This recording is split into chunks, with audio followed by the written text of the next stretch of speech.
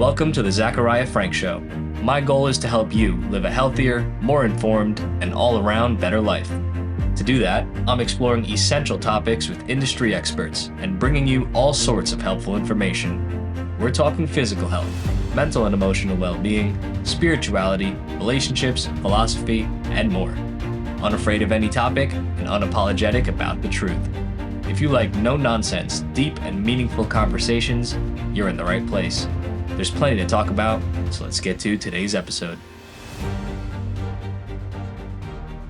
A very fascinating guest with me today, known as the Mind Whisperer. Today's guest is a sought-after speaker on the topics of personal development and healing transformation. Through her international private practice, she helps clients clear energy blocks for instant manifestation and healing. Her expertise in reprogramming the subconscious mind for wealth creation underscores her insights on happiness, prosperity, and love. Her mission is to create a better world through healing, and that is a Dawna Campbell. Dawna, welcome to the show. Yes, thank you for having me here with you. I'm excited to be here. Thank you, and I'm excited to have you. So there's a lot to you, Dawna. You have a lot of different sides to the things that you touch on, but they're all interrelated, but all of them kind of have this air of elevated consciousness and high vibrational attitudes. Can you bring us and walk us through where, like how you got to contemplate things of this nature beyond what, normal everyday people in society give mind to? Because not everyone's having these kinds of conversations. So what was it that sparked you? Well, one of the things, I have a belief that life should be experienced. So in that belief, then when you experience all of life, you get to learn all of the different aspects of life. So when I decided that I was going to take, for example, my practice into the speaking world, I didn't want to just speak on stage. I wanted to learn all the aspects of speaking, which meant backstage work, learning audio, learning video, learning production, learning speaking on stage, breakout rooms, virtual, live, all the aspects, because I think that makes you a really good, well-rounded individual. So in the healing world, for me, I wanted to learn all aspects of healing. Same scenario. And so everything that I do is interconnected. But what really got me inspired and passionate about doing what I do really comes down to a promise that I made to God, to the universe, to creator, to source energy, to whatever you want to call the energy. And it was during a time where I was in a relationship that person decided to, through abuse, he put his hand around my throat and cut off my airway, is what actually really happened through suffocation. And when he took his hand off, he expected me to retaliate. So it was a day that I almost died. And that day was when I made that promise that I would, if my kids and I were kept safe, I would dedicate my life to this healing path.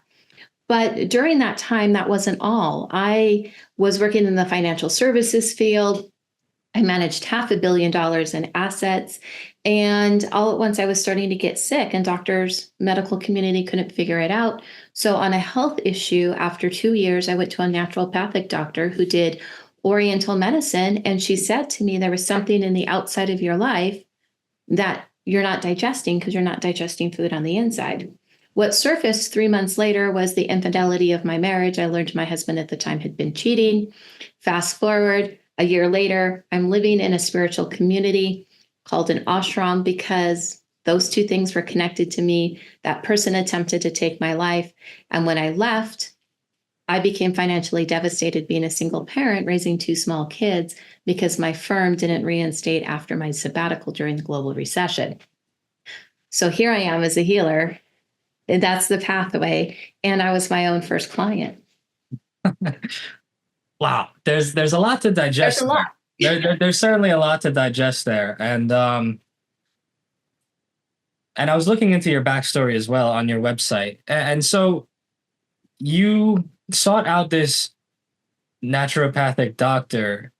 What brought you to doing that versus going conventional medical avenues? Were you someone that was always kind of holistic health and natural health minded, or was it just that like that kind of stuff didn't work? What brought you there? Yeah. I actually did go the medical conventional route, and that's where I started because one day I woke up and I was extremely sick. I went to my doctor, I was sent to the ER. They did all of these tests and went, "Oh, you have a stomach viral infection. We can't do anything for you. But, we'll discharge you. And if it gets worse, please come back."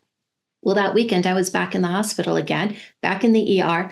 "Oh, you have acute pancreatitis. We shall admit you." And I stayed for the entire weekend and a couple of days after. They gave me morphine. It finally passed. That was when I learned I was allergic to morphine. And okay, this seems to be good. So if anything else happens now, or if it gets worse or anything like that, please come back. Well, I spent 35 out of 40 days in the ER after that, and doctors weren't able to figure out what was wrong with me. So my journey went from there to my family practitioner, to specialist, to gastroenterologist, to an internalist, and I spent 2 years with the medical community. So that was pretty much a fair shot.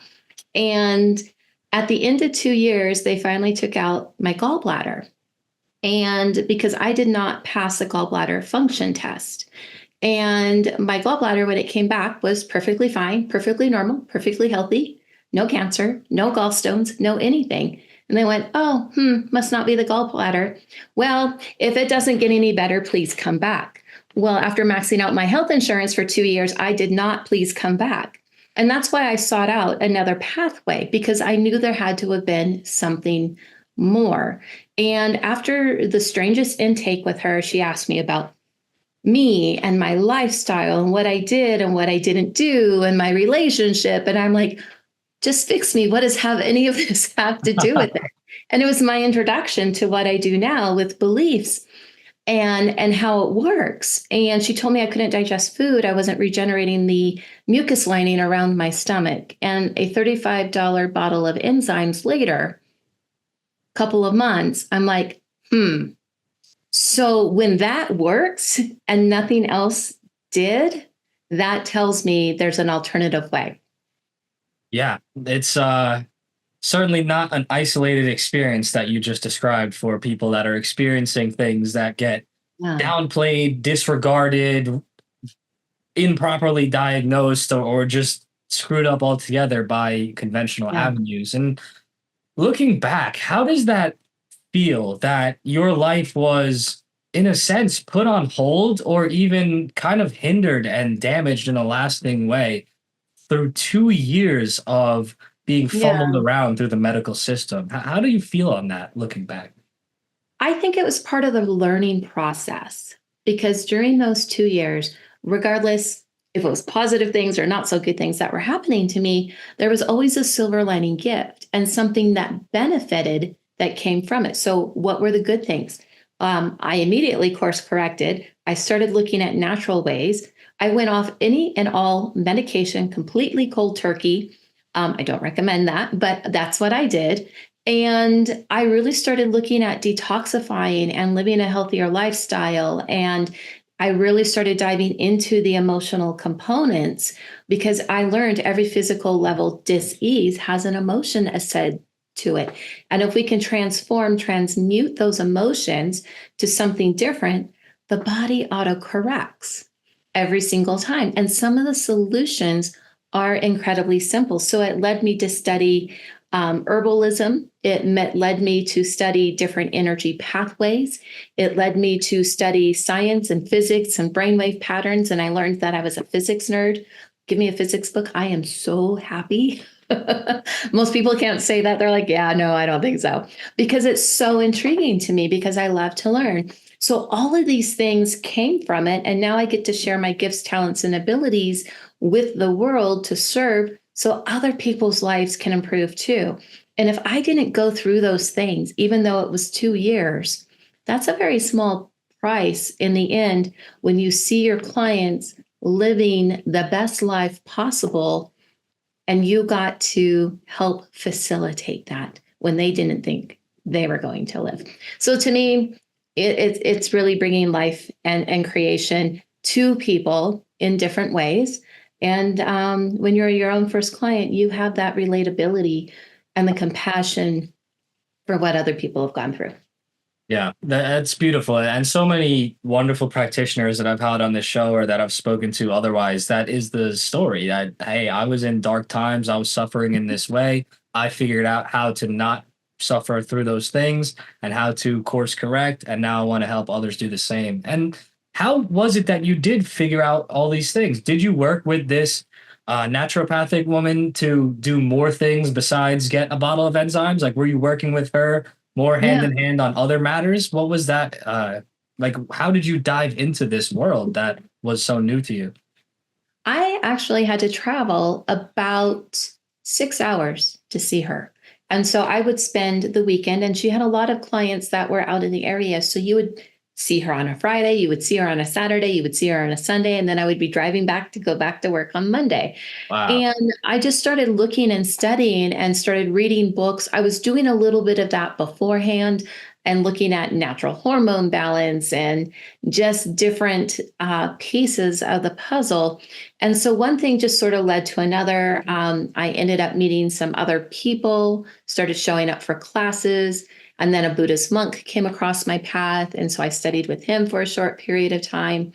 And then during that time, when everything else sort of started settling, I went, all right, it's time to really immerse myself into this. And that's when I decided to move to the ashram for the year. I took my two children with me. I did their teacher training program for the school system.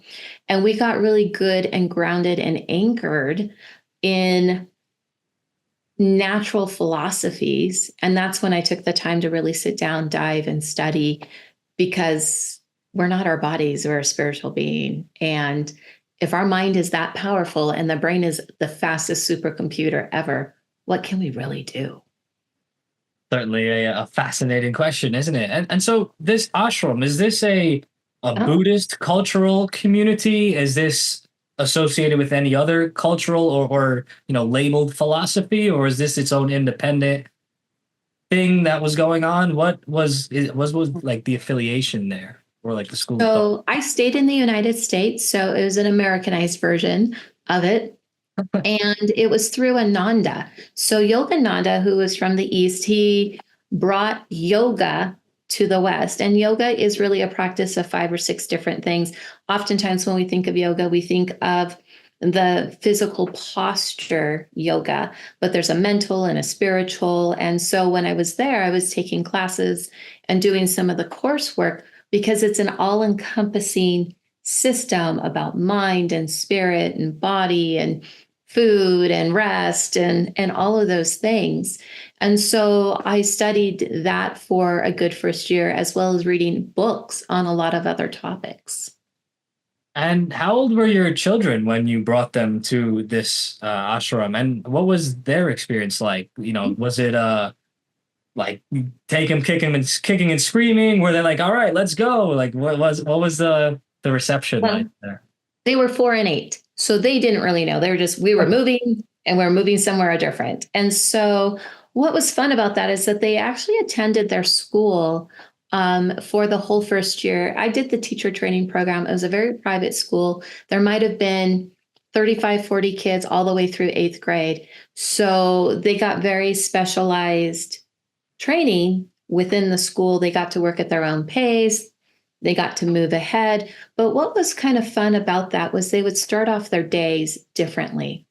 And they would have a circle time in the morning. They would actually do yoga process, the physical yoga. They would do meditation. They would learn mindfulness. I learned a lot of parenting skills that I didn't have from how I grew up, and how to really interact with my children and keep that sacred space. Now, they don't remember a lot of what happened or what we were doing they just know we lived there. They had some friends. They went to school. Yes, they did yoga in the morning, but okay, whatever. But where it surfaced back was when I moved to Montana, my children went into the public school system. And then they came home one day and said, we grew up a little differently, didn't we? Yes, we did, because we had a different philosophy, we had a different foundation. And what started happening was the teachers in the school systems were turning to my kids, asking for their advice on what to do on different situations, because they were a lot more mature in a lot of different ways and they weren't in the same culture. So it gave them a really good, strong foundation to who they are today. And they blow me away. They blow me away. So they don't remember much, but they are amazing kids.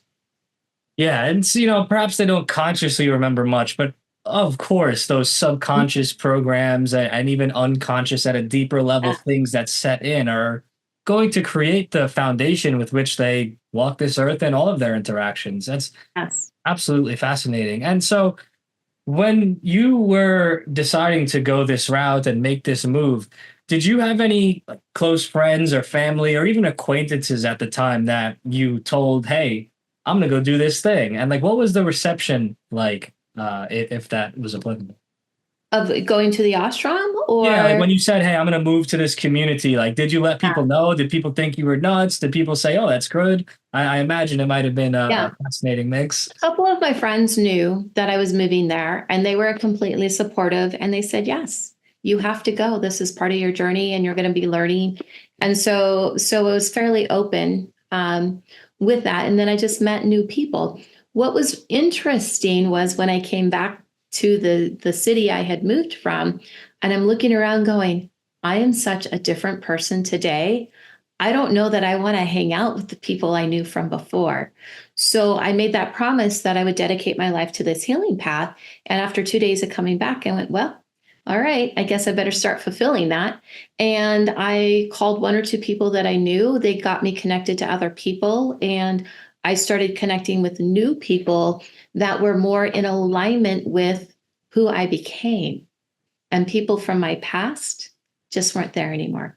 I can tell you officially, I have one friend from my before life that's still my friend today, who keeps tabs on me every now and again, and we connect, and we'll go do stuff together. But outside of that, everybody else in my life is new. What was the deciding factor of coming back? Because it sounds like you very much enjoyed it. Was it always going to be just a temporary thing? Did you have Yeah. like a specific time period in mind and you fulfilled that, so it was time to go? What was the catalyst for leaving there if it was such an I was enjoyable going to experience? stay. And I was going to be there and I was going to teach at the school because they offered me a position. The person that I was with at the time, he had moved to the ashram with me. It was after I was divorced a year, 2 years. And that was the person that became abusive. And because of that situation, I had to leave and I had to go somewhere safe.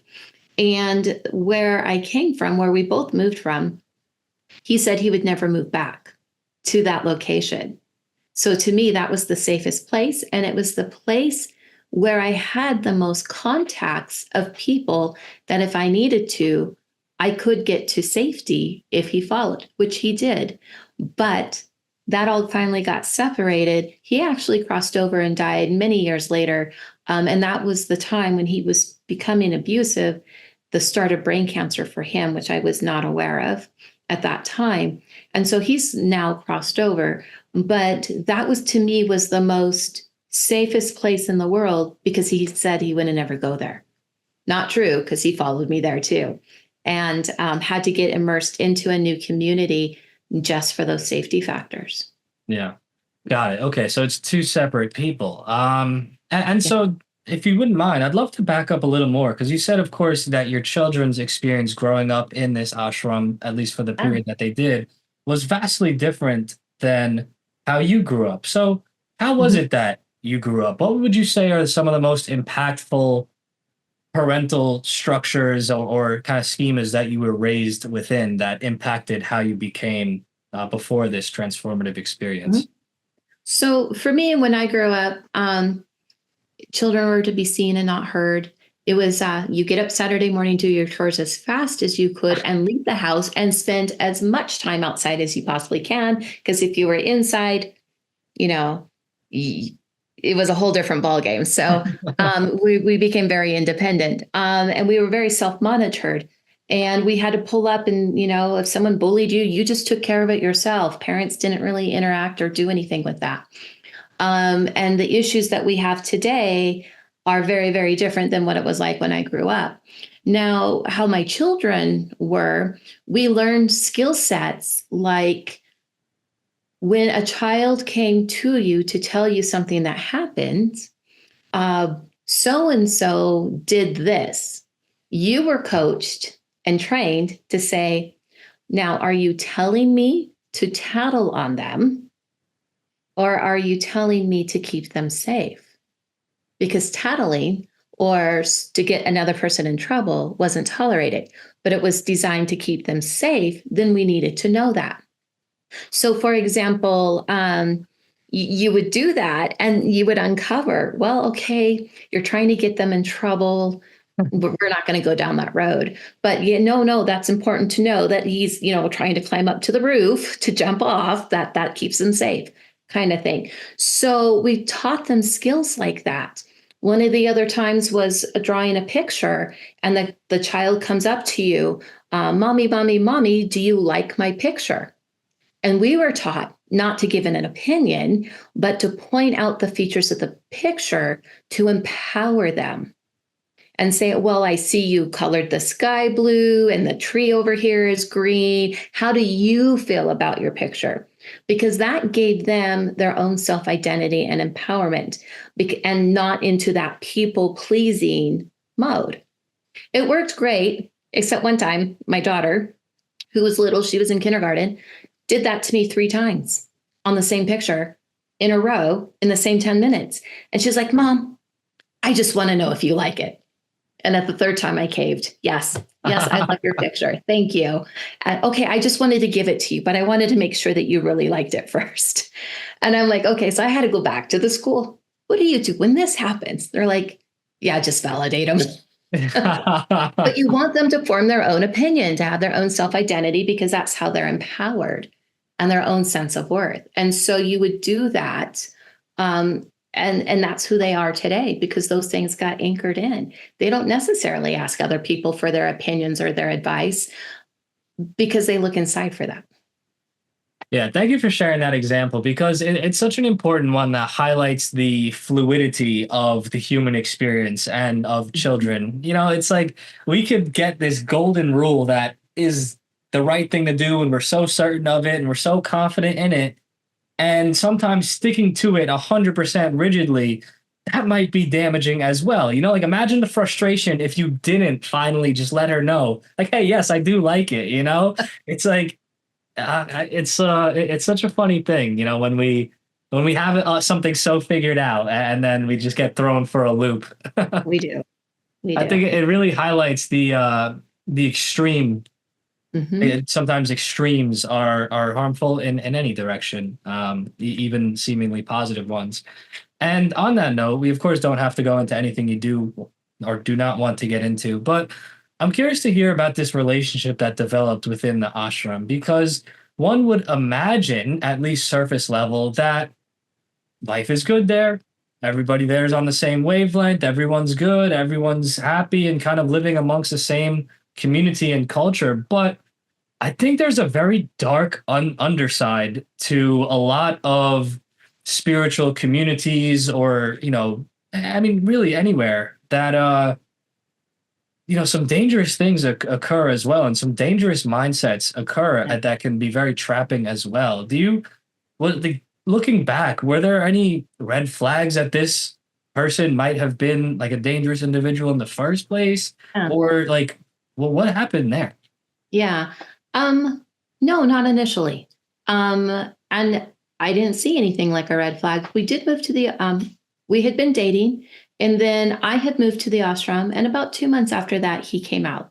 Now, I'm going to clarify here. After that year was up, I was going to stay there, work and teach. We were going to make a life and do all kinds of things. But he kept trying to isolate me into different places. Now, we had a spiritual director. They had their own thoughts and ideas. They didn't ever say anything to me, but they were very good at, here are some resources and here are some things. And if you ever need to talk, because they could see it. but I couldn't see it. But they're also knowing that they're not going to interfere until I'm asking, because that's the nature of it. Now, this person ended up convincing me to move to an area in Montana. And then we were looking at property to buy and doing different things. But the property was like 4 miles behind a gated commute. It wasn't even a gated community. It was like 4 miles behind a gate that we would have to plow out to get out in the wintertime. And Yeah. I'm sitting there thinking, oh, this is probably not a good idea. So it was during those 4, 5, 6 months that I was actually in Montana with the person. That was when the abuse started. And that's when I really started seeing a lot of the red flags. Not necessarily within the spiritual community. It wasn't until they got me pretty much by myself. And I'm sitting there going, I know nobody here. And sometimes my kids were gone, and what would happen? And now I'm up this mountain, and, that sort of thing. And so that's when it really started to set in. Now, that was also the time that I met with somebody that I call very lovingly the medicine woman. She was a medicine woman. Her name's Leandra. But she was a medicine woman for one of the tribes in Montana. And I went and I did a labyrinth walk, and she would mentor and coach and teach me different things and skills without me knowing or realizing she was teaching me, which actually I credit her to save my life. And there was the first time, there was 2 incidences where an abuse happened. The second time was with the throat, and that's when I knew I was leaving. The first time it was that, I'm sorry, it'll never happen again, come back. And I remember I called her and she's like, well, I'm working and I'm doing this right now and I'm with this person. And no, you can't come here because you can't bring that energy here. And I was floored and I didn't know what I was going to do. And I had like no resources. I had like zero money. I didn't even know if I had gas in my car at the time. There was no way to escape. I don't know. I scraped up enough money to stay in a hotel room, some things like that. But that was also the most empowering moment of my life because she told me no. I had to figure it out. And then I was no longer a victim. And that's when I pulled myself up by the bootstraps and said, all right, how are we going to do this? How are we going to get out of this situation? And how am I going to go live?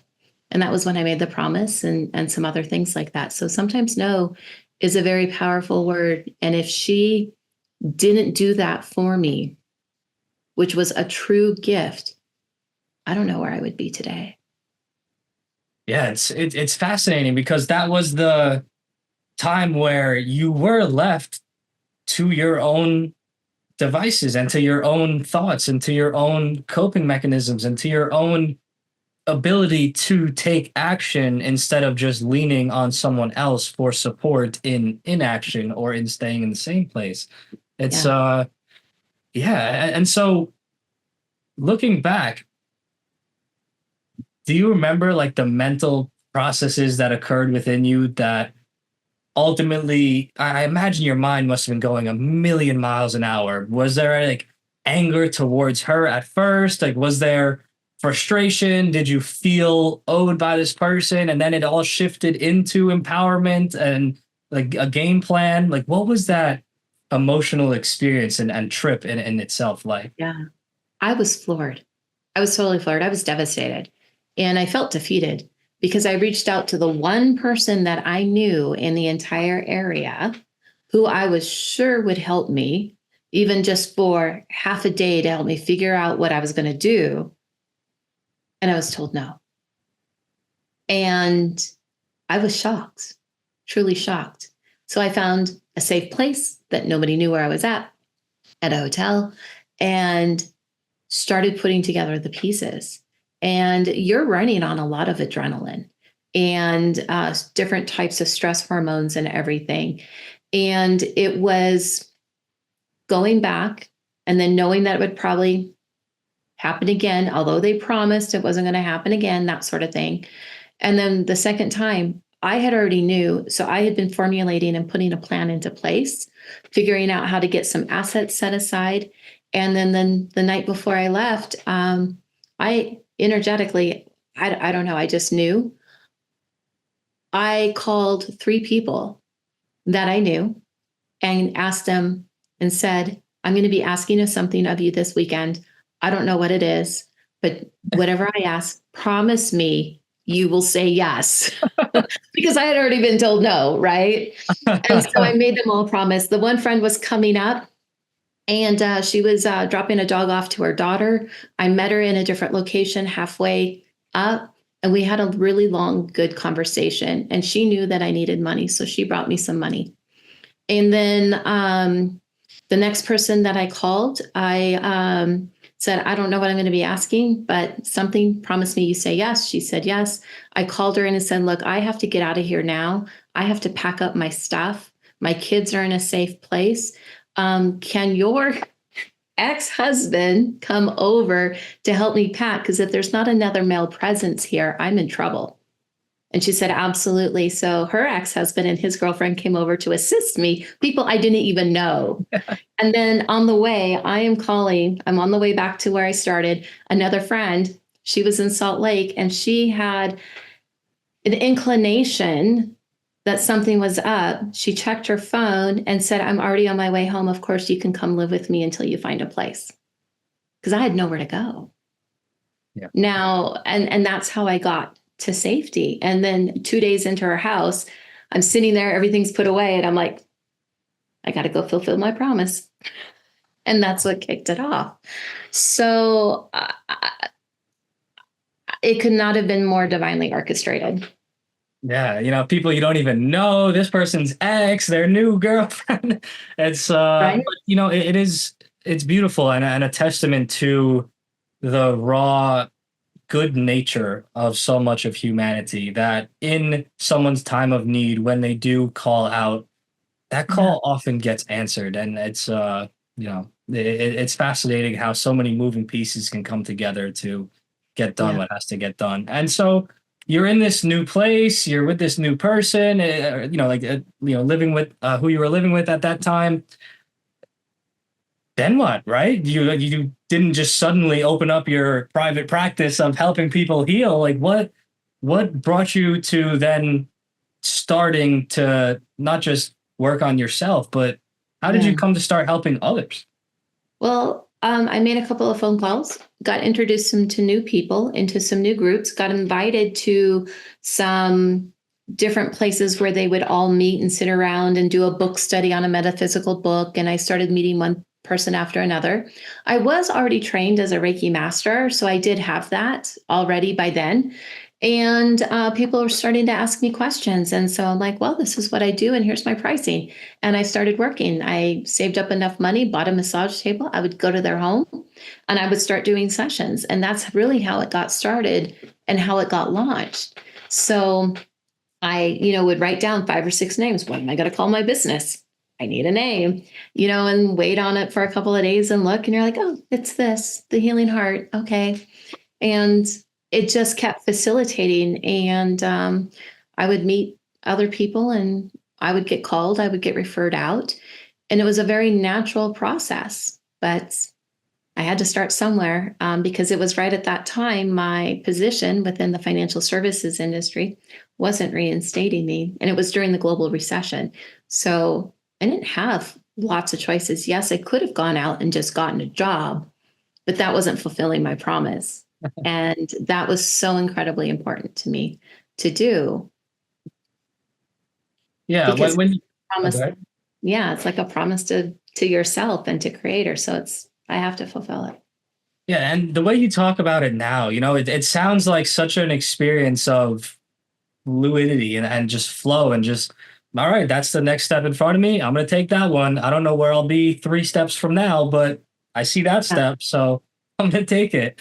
And I Yes. think that's such a wonderful way to be. And when we find things working out in that way, I think it's a great indicator of our internal health and our internal kind of alignment, because our external is but a reflection of that internal world.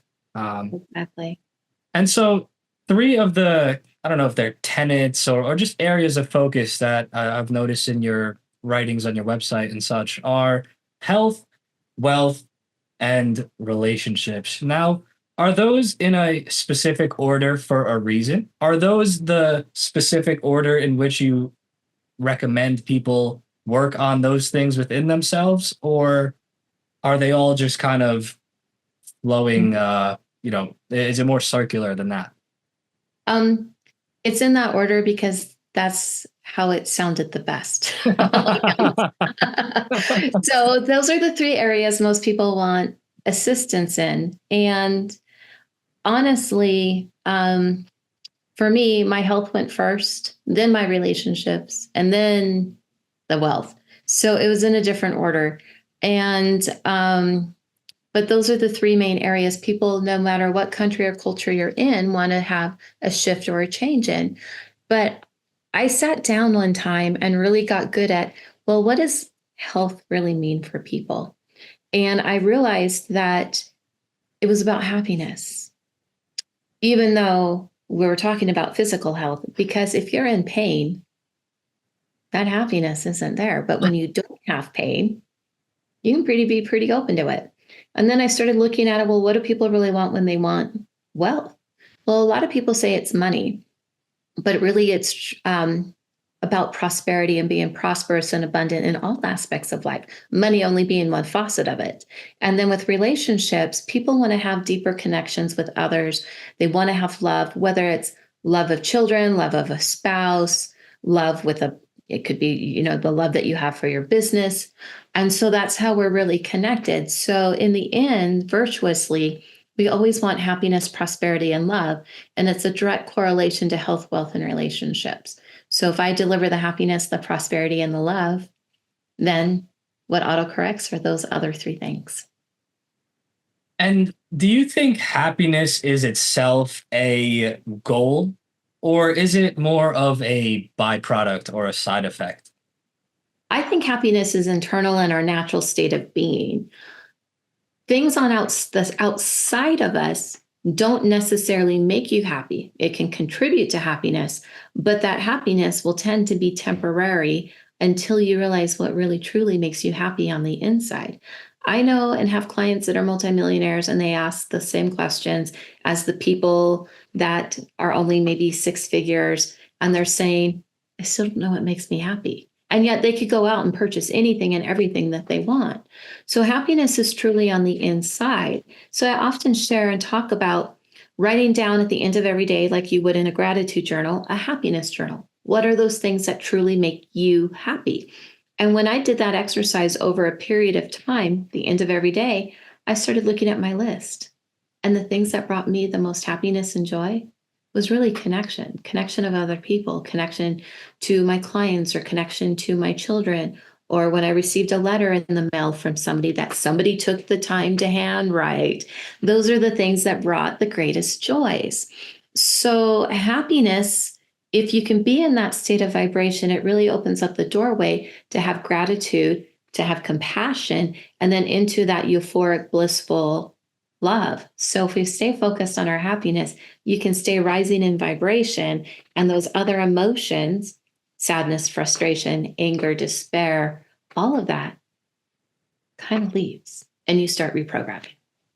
So, would you say that the way that you're describing happiness is at all synonymous with perhaps the word contentment, or is it more on that Yeah. like the extreme side of the scale, being like that joy and bliss and euphoria, happiness? Yeah, for some people, contentment can just be neutral. Happiness has a different feeling and a different um, connotation to it, kind of like joy. So you can be content with everything, but you can still want or have the desire to have more. And then if you have the desire to have more and you don't have the more, that's going to create other emotions like desperation, struggle, sacrifice. I have to work hard, put in more hours. Whereas if you're just truly happy for the moment that you are in, nothing more, nothing less, it's not going to create a deficit to feel something less than in there because you already are enough. The reason I ask that is because I think one of the universal laws is that all things have their equal and opposite. And so I think a lot of times when people strive for happiness and they try to exist on that kind of elated vibration, I think a lot of times it opens people up to having those equal and opposite downswings where they feel either sorrow or despair or grief to the Mhm. same degree at which they exist in happiness. Whereas if someone strives for kind of like a neutral contentment, though someone can be enjoying their experience, they're not really kind of allowing themselves to be thrown off in an emotional state, Mhm. then it's a protection mechanism against those downswings of sorrow or grief. Do you think that it is an avoidable thing, though? Do you think someone can have one without the other side of the equation, or is that just life? No, that's exactly what the Venison woman taught me how to do and the scope of the work that I do. You're right. There is natural laws, and one is the law of polarity. Now, the medicine woman taught me a strategy. She called it pivot and shift. She taught it first to me in the physical world, and then she taught it to me in an emotional world. And it were always by opposites because it's duality. But really, there's a center balancing point, like what you're talking about, which is triality. So hot, cold, left, right, up, down. Well, there's hot, cold, there's warm, left, right, there's a middle, up, down, there's a center, black, white, gray. We can keep going forever, right? So there Right. is that center balancing point. What you're saying is contentment, but can you have one extreme versus the other? Yes. Because in every moment, every frequency, every vibration exists. So if there's sadness, guess what? There's happiness. If there's stress, guess what? There's peace. And so in the reprogramming, and why I get called a mind whisperer is once we understand the emotion that's stopping and blocking on a subconscious level, and we find where it's at and where it first got programmed in at, we can change the frequency of that. So a lot of times we get stuck on lack, for example, and we uncover what lack feels like. There's a point in the body that we can uncover because there's cellular memory. It'll take us back to a physical memory, and then we can uncover what we need. Well, we don't need lack, we need to feel plentiful. And so we can reprogram and have plentiful, free from and without lack. We can have peace, free from and without stress or chaos. Because we've learned through those things. We learned through the lower to achieve the higher. And if you've already learned it, you don't need the lower anymore. You can stay in the higher. So, yes, you can have happiness without anger. You can have happiness without sadness. You can have happiness without all of the other things.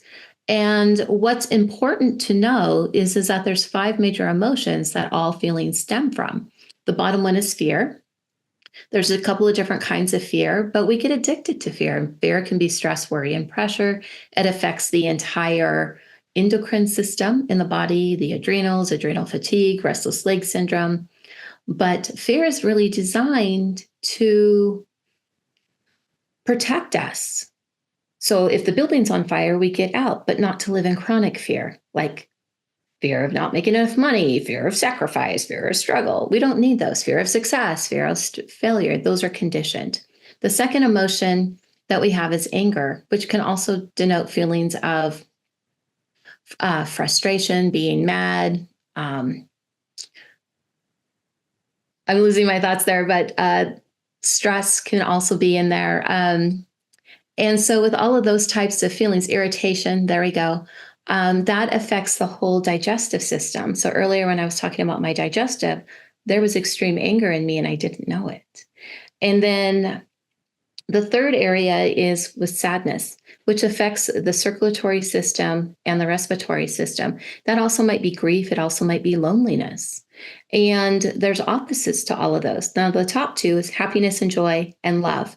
So, to really live a good life, we need all of our emotions. But if we could be like 80, 90% in the happiness and joy section and let go of the other three and only experience them mildly for a catalyst of change to move us forward, that's a pretty good life. Certainly, certainly better than a life of fear, anger, and sadness. That's for sure. And I think part of the reason that I am hesitant to recommend someone to strive for happiness and strive for joy as a goal is that I think a lot of the times people go about it the wrong way. And I think chasing happiness that is fleeting oftentimes is done in a way of those temporary kind of dopamine hits, those unhealthy behaviors of, whether it's some degenerate type relationship, whether it's, substance abuse, whether that's, I don't know, gambling, like some sort of crazy chaos thing that in the moment feels like happiness. I think that's a lot of people's concept and like experience with happiness versus an actual healthy internal aligned feeling of happiness. And I think it's Yeah. difficult not to fall down that trap if someone says, I just want to be happy, you know? Yeah.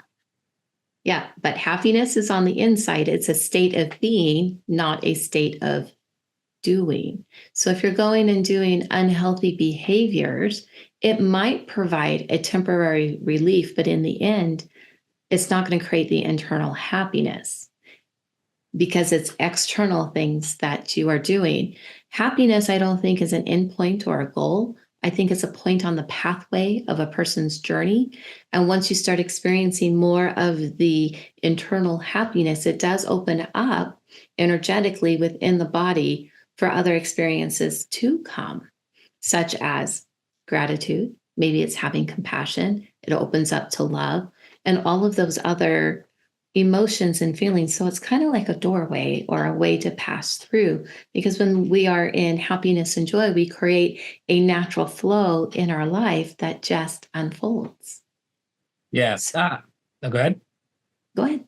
And I resonate with that. I enjoy what you mentioned of it being like a point along the way, because that kind of aligns with what I was saying earlier about it being a byproduct of that internal alignment. It's not really like I'm going to go get happiness. It's I'm going to do the things that are going to allow me to exist and feel happiness. And with that in mind, do you think anyone in any circumstances can truly feel happy, or do some people have a whole lot of work to do internally and externally to rearrange their life to ever hope to achieve a true internal happiness? Is there an internal happiness that is just denial or cope, or or is it something that we have to work for? I don't think you have to work for it. I think you just have to become it. And one of the exercises that I went through, unknowingly to me, I worked in this one position, and the owner would come in every so often. They traveled a lot, but when they came, they would walk over to you and they'd go, "Are you happy? Are you happy? Are you happy?" And day after day after day, when they were there, "Are you happy?" And I had all kinds of answers.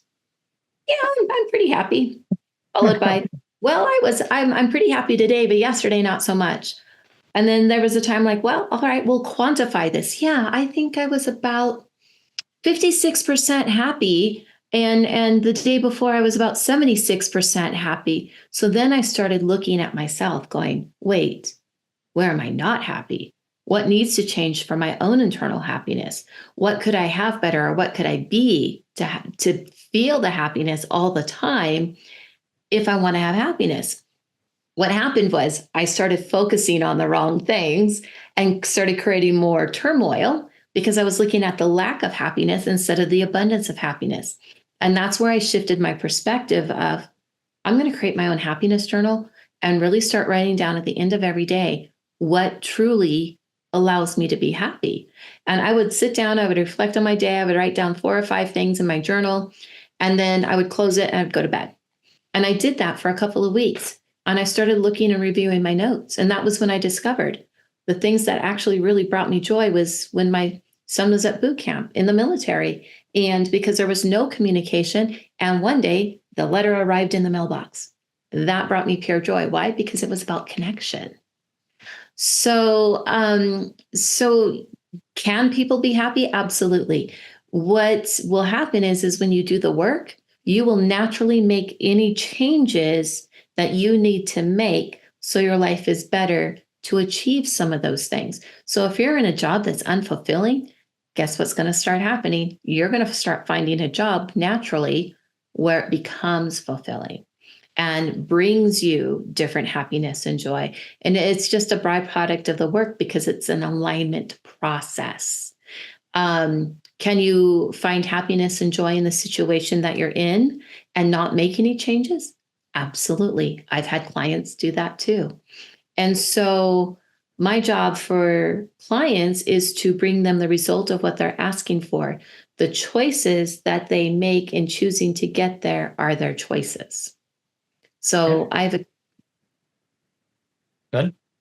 I was going to say, I've had clients that come and they want to divorce their spouse because it wasn't bringing the natural happiness and joy and all the other things that they thought it would. We'd start doing the work and they're like, all right, well, that changed. I'm going to stay because this is pretty darn good. And you're like, okay, I'm not going to tell you to do it either way. It's your choice. It's your life.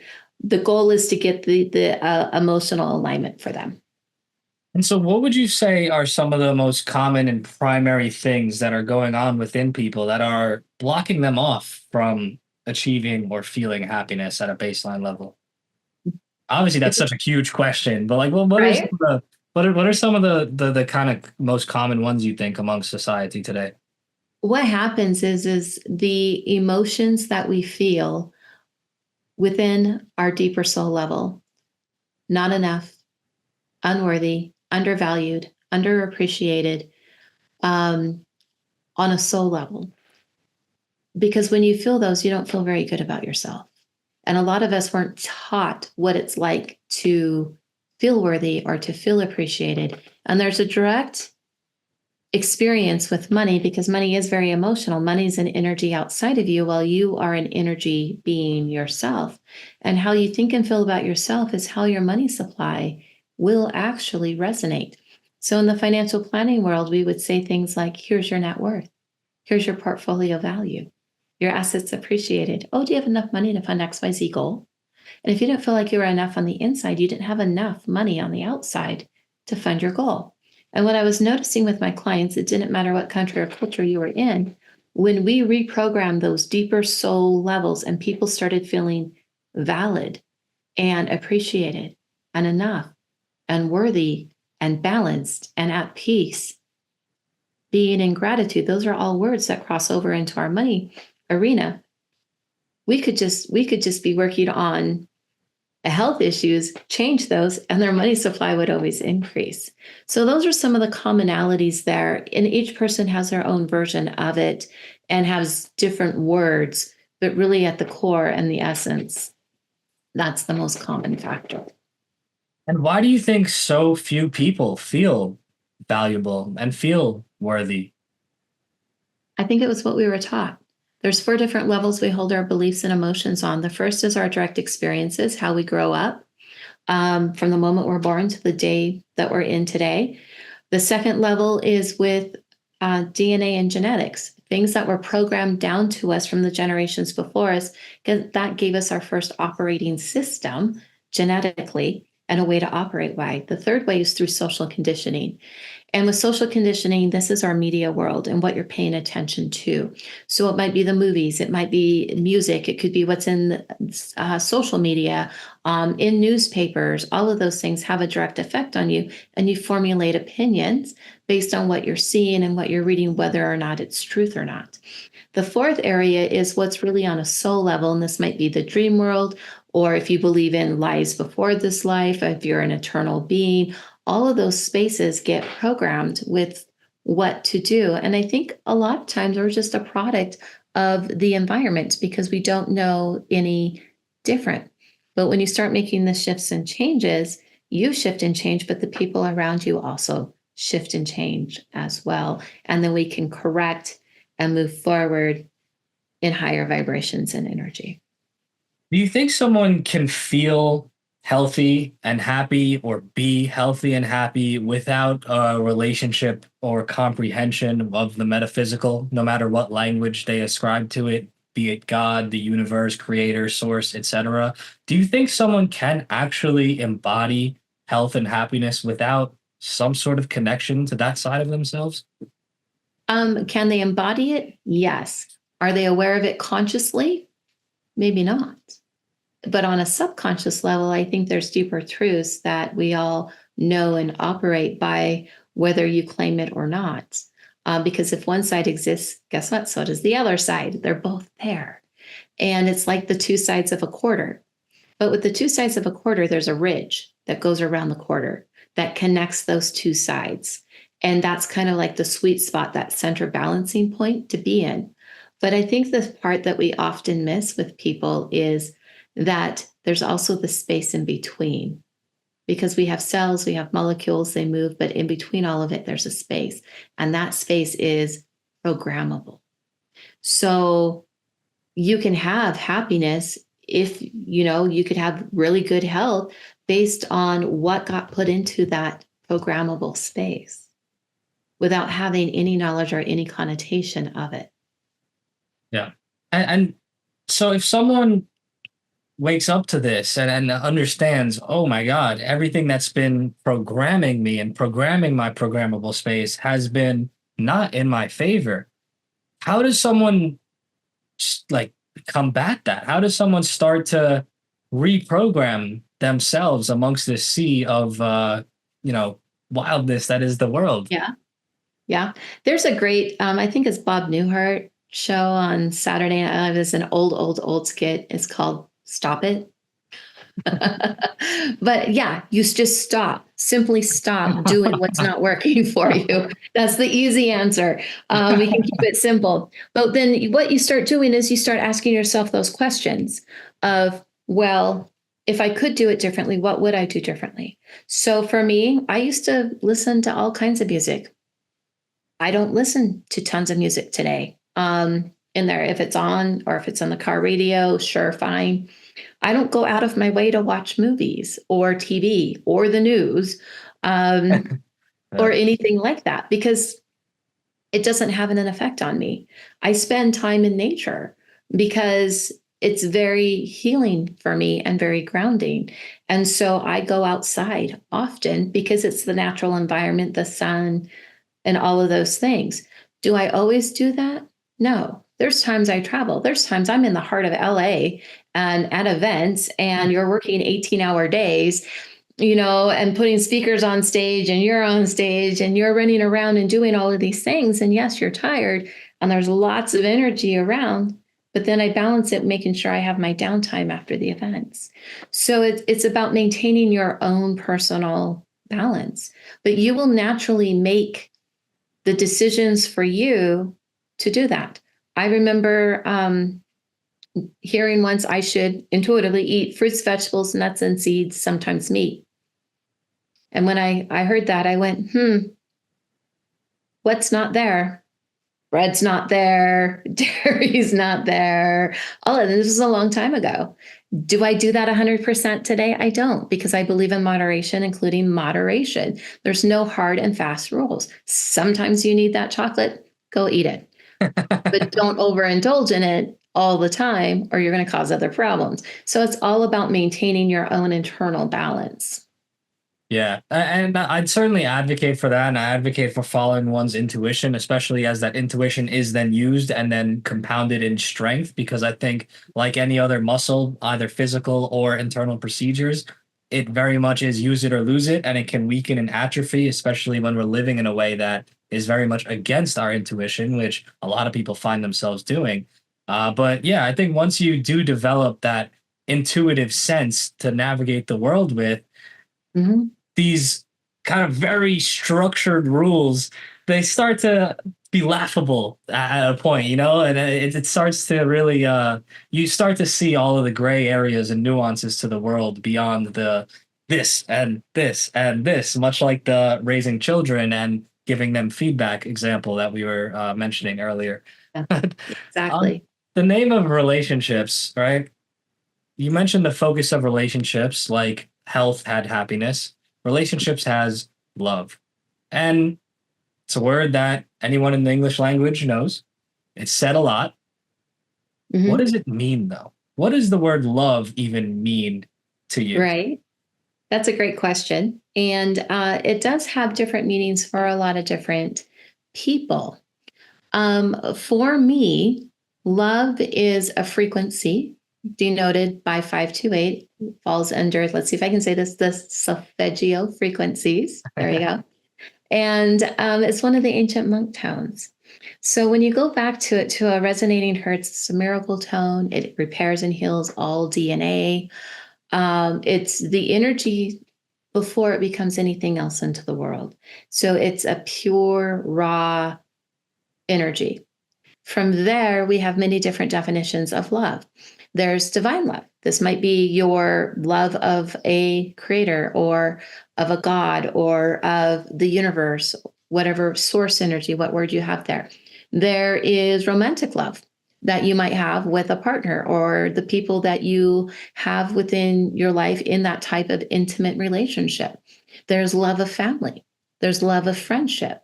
There's love of a lot of the different areas. So there's many different facets of love. I don't think it's a hard and fast idea of what love is and what love isn't. I think love is very kind. I think it's very compassionate. I think it's very serving. I think it also has boundaries.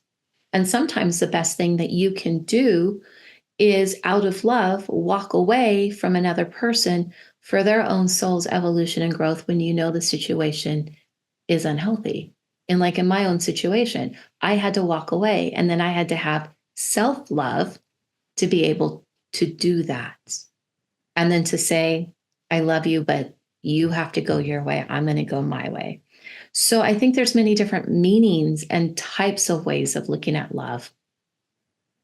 Yeah, and once I really like the way you describe it because that boundaries part is so important. And I think amongst people that don't do inner work or haven't done enough inner work yet to get to this point, that's the part that people really struggle with. And there's this glamorization of this term, unconditional love. Yeah. And I think it's so damaging of a schema because what does that mean? Does that mean if someone's abusing me, I should still love them Right. unconditionally? Does that mean if this is destroying both of our lives and everyone around us, that we should still love each other because unconditional? Like, where it sounds nice, surface level fairy tale, but in reality, there's hard boundaries that Yeah. need to be placed for anything that you love. Like you said, love is Yeah. creating boundaries. If you have a house, you want that house to have some strong walls so Yep. things that you don't want in the house can't get in.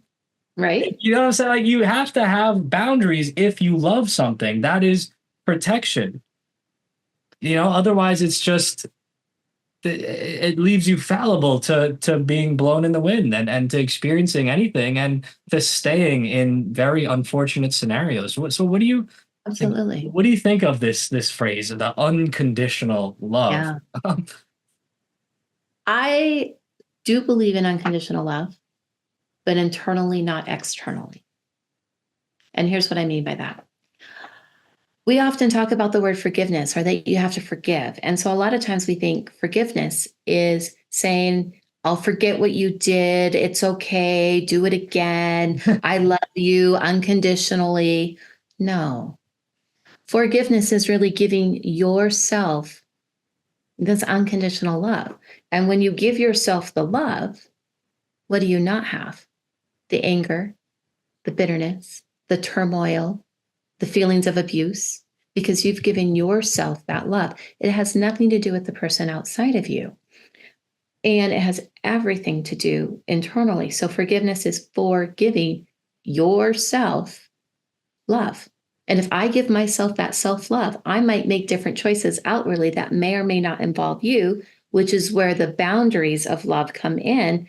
Because if I have that really good grounded of self love, no, you cannot treat me this way. If you do, I will leave because I don't treat me that way.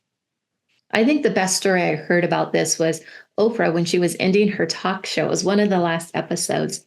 And she said that she had this really good friend, and this was her lesson in forgiveness. And she had a really good friend she had a falling out with, and it had been a number of years. And she comes walking out of the Neiman Marcus, and the Tiffany's is across the street. And what does she see? Of her friend that she had the falling out with, who betrayed her, walking out of Tiffany's laughing with another person. And Oprah said, she goes, I got like fuming mad and was really angry. And how dare she? Doesn't she know? And I'm standing over here. And she was holding on to that emotion that she only felt inside of her friend, herself. Her friend had ex-friend had no idea. So that was self-abuse. And then she realized the only person she was hurting was herself.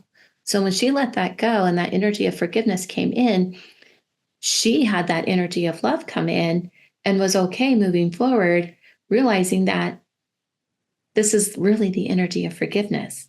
And the only person that I'm hurting emotionally is myself. So if you don't have those same, if you don't teach people to teach you, that you teach to show you how to really treat you, you're not going to have those conditions on love. So anything that that person does on the outside, you're actually doing to your inside. And it comes Yeah. down to that self love, self worth, all of those other words. Yeah, absolutely. There's that saying, it's like failing to forgive someone is like taking poison and hoping the other person dies. Like Yes.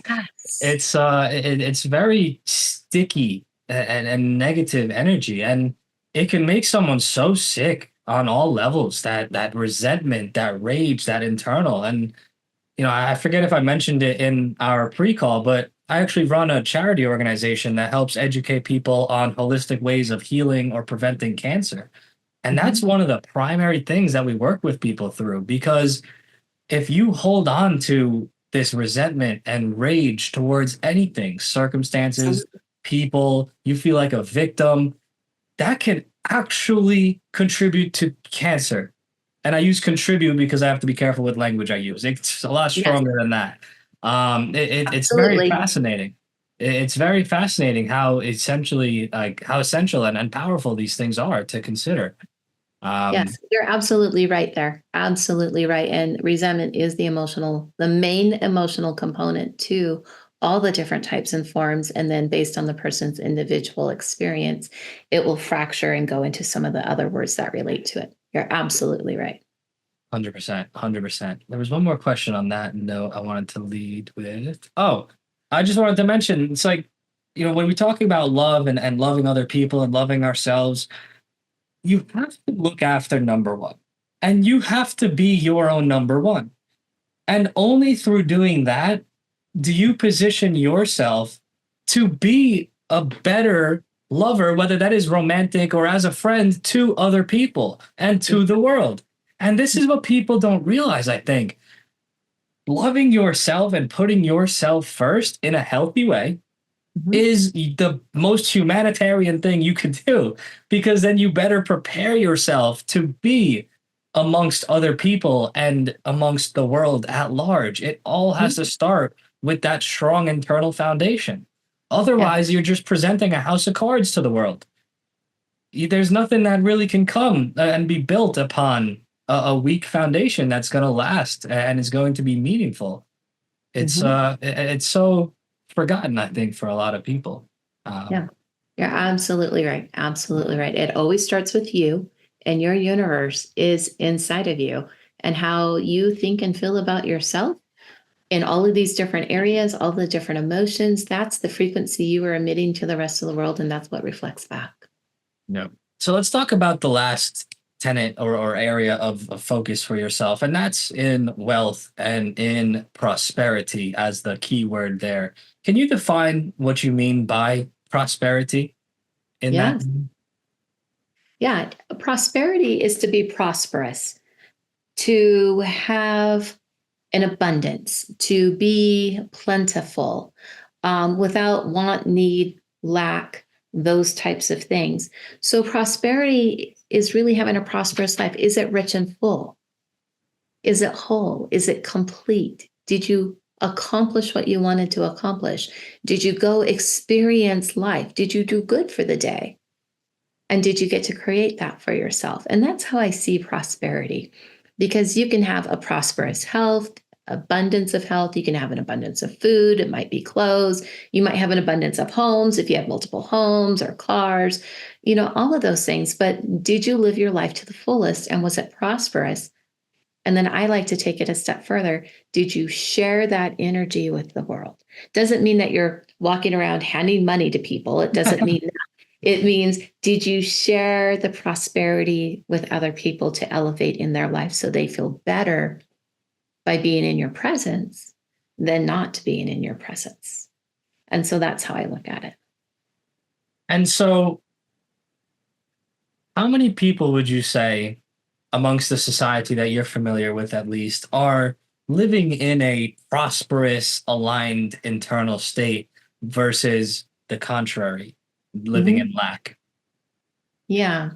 And it's going to fracture by where there's lack, because there's a lot of people that live in a prosperous state of, we'll say, happiness, for example, but they may not have, for example, a prosperous state of money because there's still more alignment to do with that. So you have to look and see what's prosperous, what's not as prosperous as it could be. Look at the places where it could be better and transform those pieces to have prosperity in all areas of your life. But the other piece that I'm also going to say with that too is, if you are living in a mindset of prosperity and subconsciously that is programmed in, then you should, the majority of the time, emit out the frequency of prosperity. And because you're doing that, that's what returns back.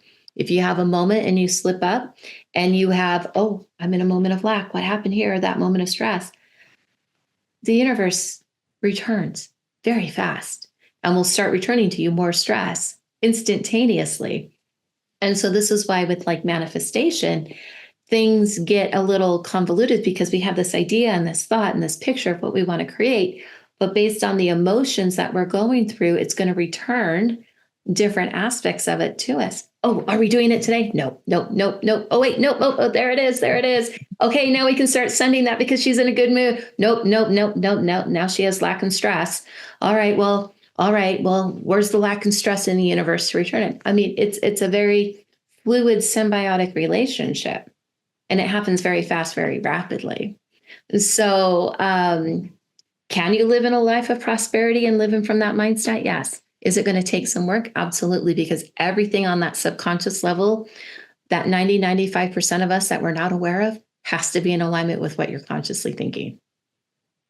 And so you said that if someone falls off and then has a moment of lack and fear in that way, that gets responded to very quickly. But is it also very quick in the opposite direction? If someone, or is there a test of patience and a test of like how solid is this mindset before that gets rewarded? Does some things take time, or does it really work that fast? It does work that fast, but our emotions also have a wavelength to them. There's a vibration and a frequency. So when you're in the lower emotions, like the fear and the anger and the sadness, the wavelengths are shorter, so it stays more in the energy field. And over time, if you stay too much weighted in those lower ones, it will physically go into the body, into the space in between, and will cause havoc or dis-ease in the body, like resentment, cancer, for example.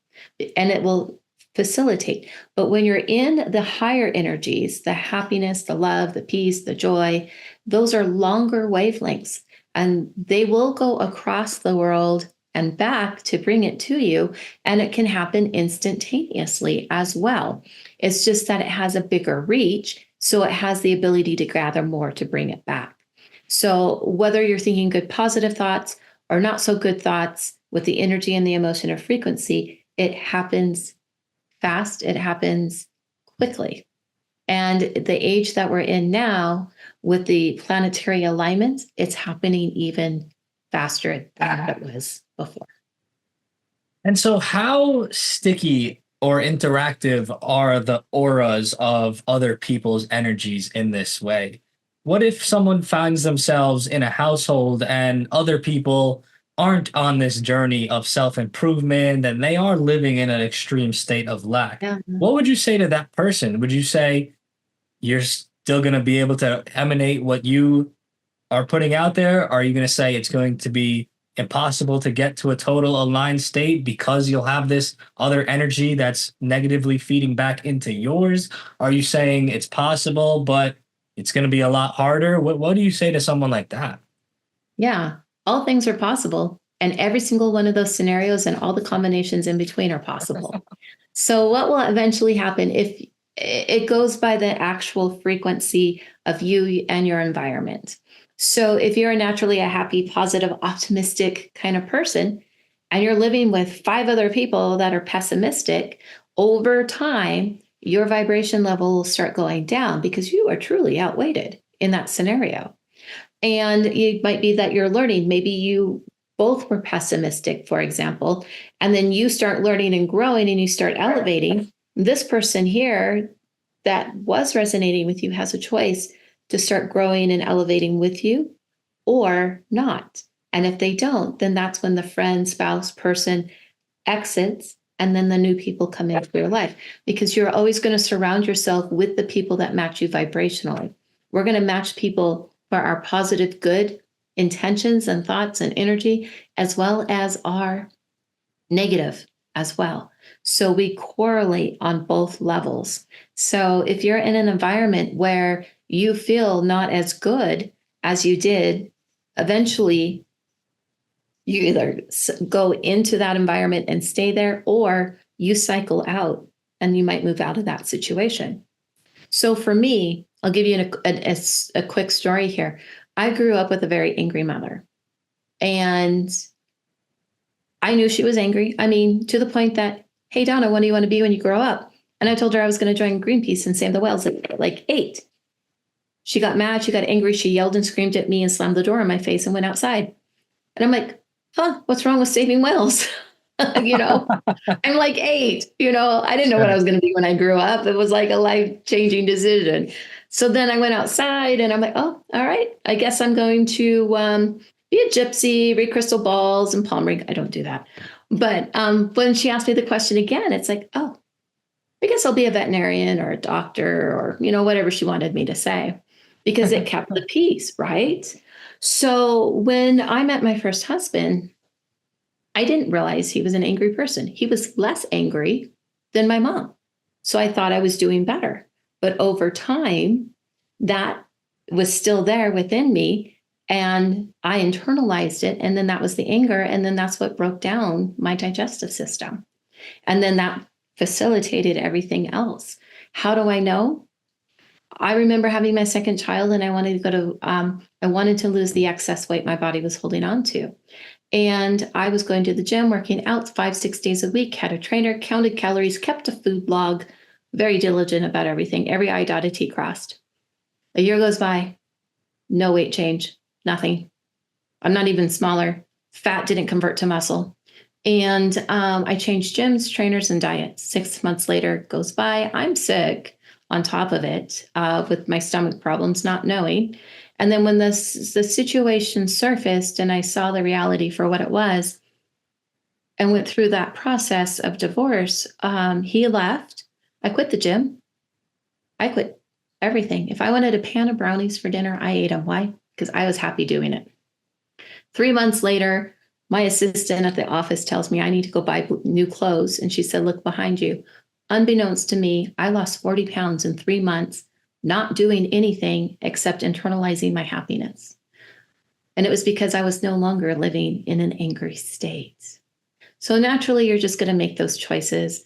I leveled up. I married somebody that was less angry than my mom. To me, that was a win until it wasn't.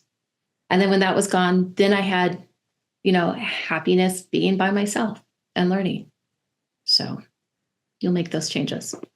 So what's your balance, you'd say, between consciously thinking about these things and how to optimize all of what you do, because you do a lot, and just like flowing through it and allowing your perhaps subconscious or intuition to take you along, right? Because I think there's extremes in both sides that get people caught up, right? Sometimes you have to calculate your leap of faith before you take it. Like how do you guide yourself or find yourself being guided between those two things? So I know, for me, there's, being a business owner, doing all that, there's all your have to do things. And yes, you do get them done. But I also make sure that I take time for me.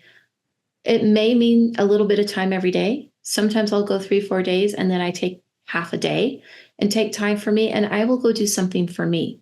So that might be a walk on the trail. I might be going kayaking. I might just sit on my back deck and stare at the trees and drink my morning coffee. And you know what? It's okay. And it's in those moments that you can meditate and internalize. I love to write, so I write in journals, and answers just come. So in the world, in our doing side of things, step 1, step 2, step 3, step 4.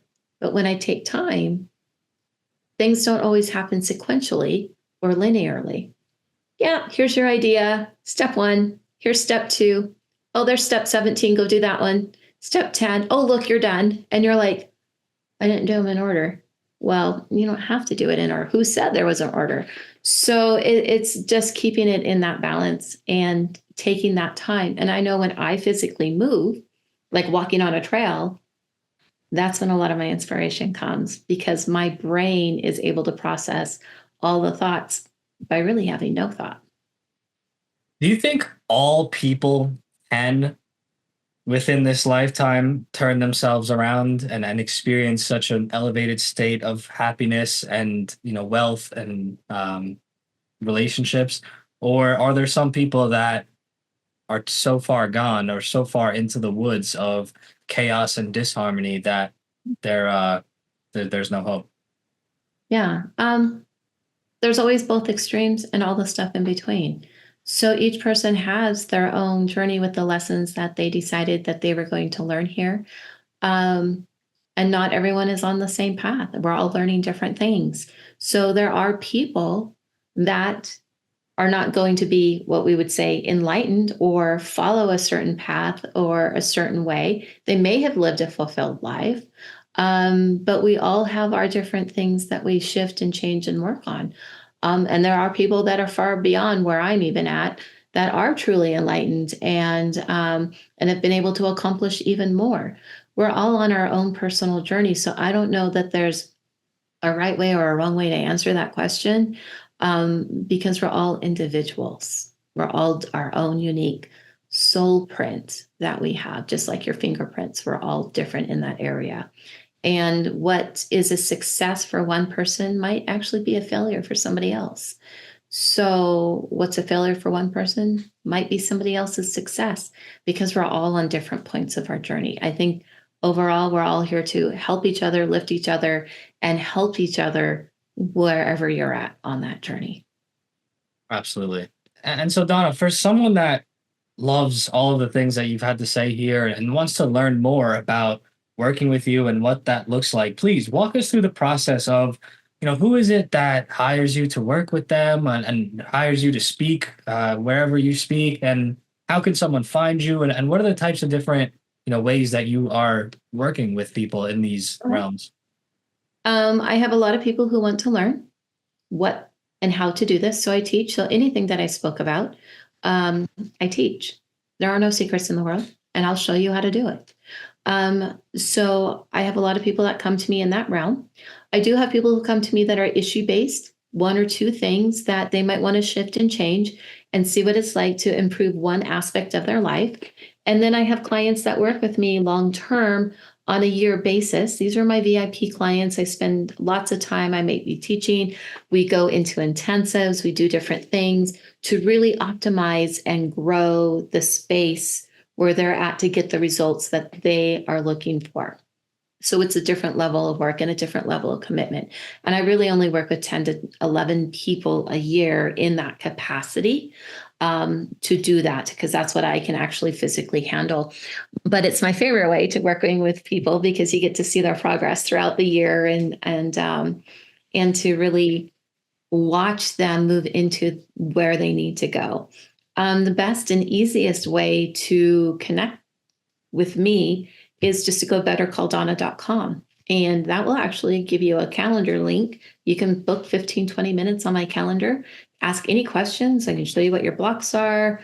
If you have, want me to present in a particular speaking stage or want to be a guest on my podcast, you would just book right there, and we would make that connection and decide what is the best possible path for you based on where you were at, because it's all custom. That's awesome. That's awesome. And is there any like of your favorite like stories of someone that you worked with that you'd like to share? Like as you know, someone really turned themselves around and then experienced such an exorbitant transformation that like you really it really gets you excited. And I can think of a lot of stories, Yeah. but one of my favorite ones, I had a client come to me. It was the second time she had breast cancer. Did not want to go to the medical route. That was her choice. We did the work. And about 4 months later, she got to go back to the doctor to get her results. And she didn't test for cancer. And the doctors were like, well, we don't know what you're doing, but just keep doing what you're doing. So she did. 6 months later, she had, another round of testing, tried to recreate it in her body. We did some more of the work and cleared some things out. And today, here we are, 8 years later, she is still cancer free. Now, she came to me because she thought she was going to die. And that's not fun when people come to you and they say, oh, you are my last hope. You're like, well, no, not really, but okay. And you have to be committed to do that level of work. But what I absolutely love about her story, and there's so many other stories that I could share, financial, relationship, or otherwise, is that when I see her post in social media, she's living her best life. So here's a person who didn't think that they were going to live, who is now living, and she bought property. And then she started her little mini goat farm, and now she has donkeys. And then she started doing her dog work, and she paints dogs. And then she did Cesar Malone's dog training program, and now she trains dogs. And then they built a house, and then, and it just continues. And so she's living her best life for her when she didn't think she would. And those are the things that bring me the greatest joy. Whether, it doesn't matter to me what the issue is or what you would want to work on. It's when I see that and it comes out day after day or year after year, and you're sharing it with the world, the love that you have. Her greatest love is a baby donkey named Herbert. So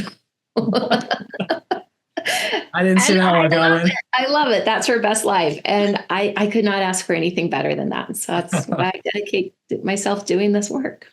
Dogs and donkeys. I love it. I love it. Yes. I love Yeah. it.